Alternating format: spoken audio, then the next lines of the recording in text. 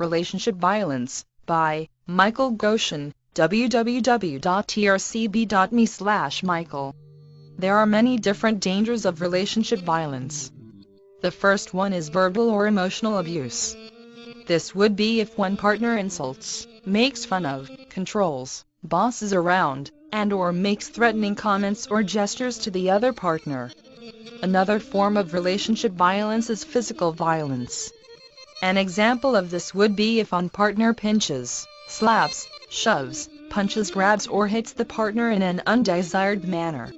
The third danger or relationship violence is sexual violence. This would be when one partner forces the other to participate in unwanted sexual activity.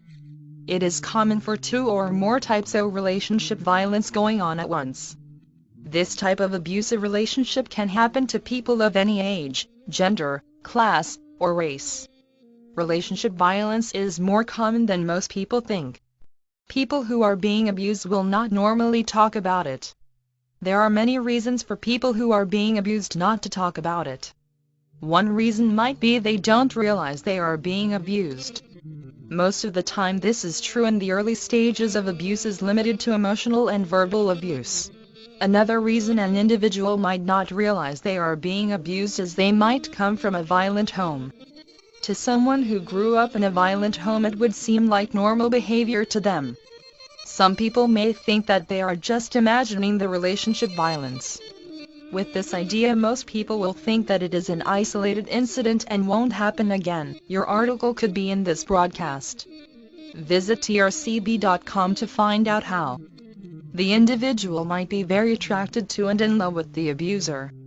In relationship violence another problem might be that the individual may feel embarrassed, afraid, or ashamed to tell anyone about what is going on. When one keeps a secret about relationship violence it is much harder to make it stop. Emotional and verbal abuse is often the first steps before sexual and physical abuse in a relationship. There are many ways to have emotional abuse in relationship violence. Some people start to feel they deserve the abuse when the abuser starts to insult, criticize, and make fun of their partner.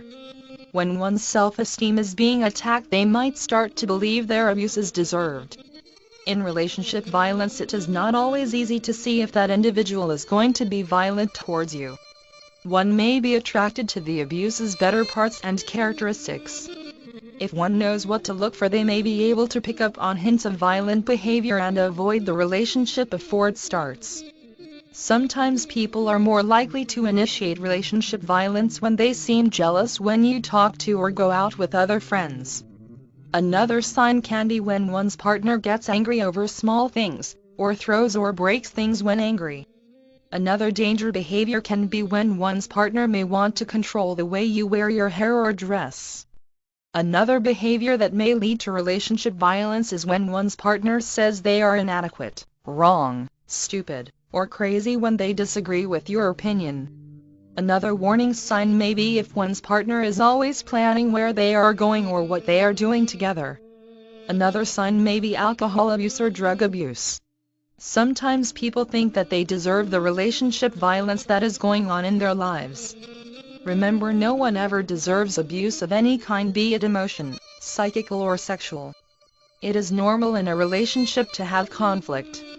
However, if the conflict leads to abuse then the relationship is unhealthy and should be terminated as soon as possible.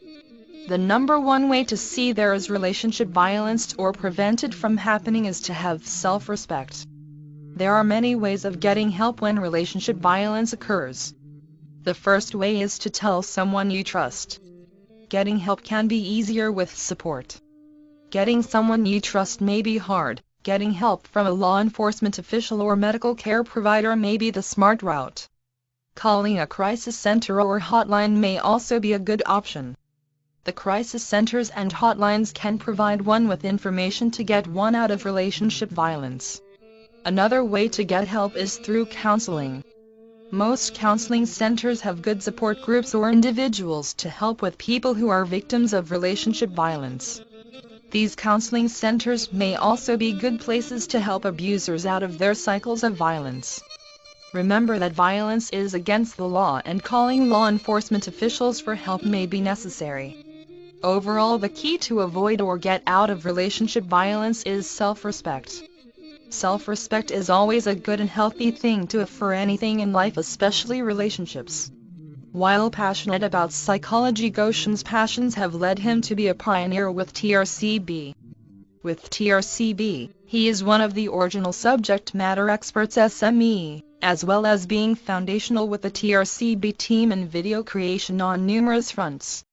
Author of upcoming book Naturally Good Cooking. For more, please visit www.michaelgoshen.com.